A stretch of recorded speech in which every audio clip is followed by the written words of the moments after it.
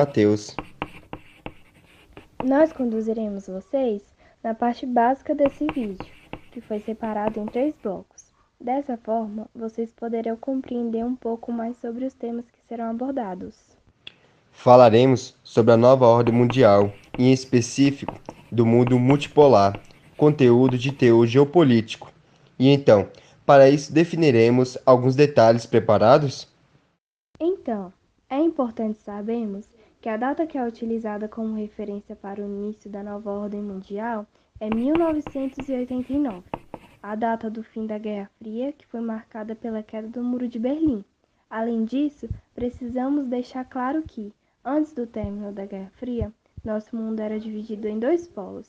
Chamamos essa divisão dos 2 polos de bipolaridade. Nome bastante sugestivo, não é mesmo? Nessa época, galera, o capitalismo era liderado pelos Estados Unidos da América e o socialismo era liderado pela extinta União Soviética.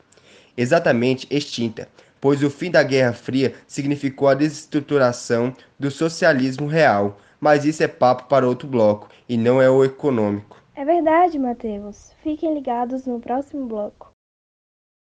Olá, estamos no segundo bloco. Meu nome é Christian.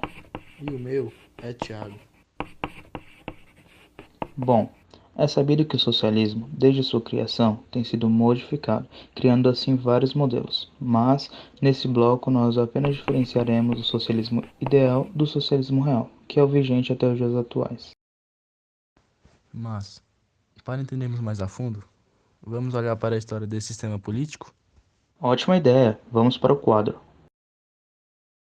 O socialismo ideal surge no momento em que a Revolução Industrial passava por um período de ascensão, e nesse mesmo momento a classe proletária enfrentava problemas, pois a carga horária e os baixos salários tornavam muito difíceis a vida dos trabalhadores.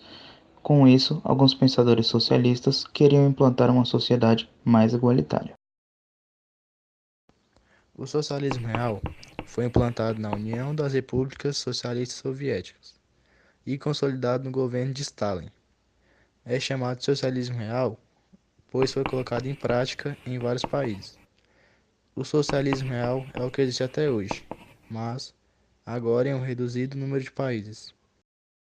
Karl Marx foi o mais famoso dos pensadores.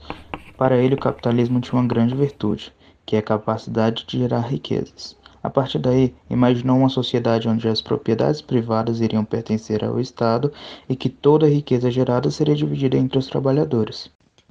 Ou seja, não haveria mais divisão de classe. O Estado seria dirigido pelo proletariado e depois dessa etapa, o socialismo se tornaria o comunismo. O Estado seria extinto, assim também como o governo e as polícias. O socialismo, em sua essência, apresentava-se como algo favorável à classe dos trabalhadores. Na prática, o regime não obteve êxito. Os países que aderiram a tal regime político não se estabeleceram no cenário mundial e, além disso, enfrentaram diversos problemas por conta do sistema. Pessoal, atualmente, os países socialistas são Cuba, China, Coreia do Norte, Laos e Vietnã. Portanto, lembre-se, o socialismo ideal e o socialismo real possuem conceitos diferentes. O ideal nunca foi colocado em prática, já o real existe até hoje em um reduzido número de países. Agora, fique com o próximo bloco. Até mais! Olá, eu sou a Deise. Eu sou o Adriel. E eu sou a Francirene. Nós vamos falar sobre a teoria do mundo multipolar pós-guerra. Bom, depois da globalização, que no caso é o processo econômico e social que estabeleceu a integração em caráter econômico, social, político e cultural entre mercados e pessoas de diferentes países, a economia mundial passou a ter blocos econômicos entre todo o mundo. Esses blocos econômicos são criados com a finalidade de facilitar o comércio entre os países membros.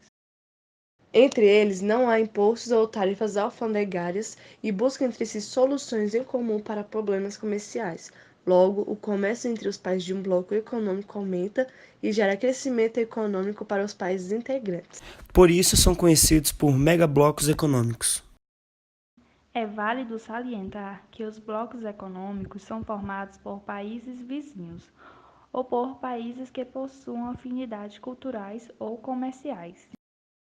Entre os principais megablocos econômicos temos a União Europeia, oficializada em 1992, o Tratado Norte-Americano de Livre Comércio, conhecido como NAFTA, oficializado em 1991, e o Mercado Comum do Sul, conhecido como Mercosul, oficializado em 1991.